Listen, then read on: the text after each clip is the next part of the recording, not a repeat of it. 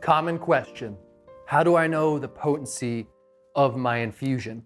I'm gonna walk you through it real quick using a little mental math. So what you're gonna do is I had a ½ ounce here, which is 14 grams. You're gonna go ahead and times that by 1,000.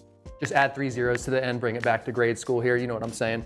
So that's 14,000 milligrams. Let's type that in our calculator here. If I can get my phone open.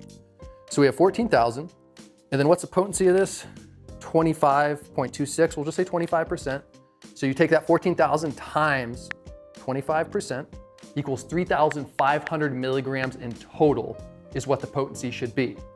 Now, let's say you're infusing 1 cup of coconut oil, which is 8 ounces. So divide that by 8.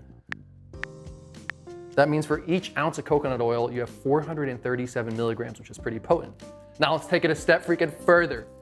437 milligrams, let's say you put that 1 ounce into 5 cookies.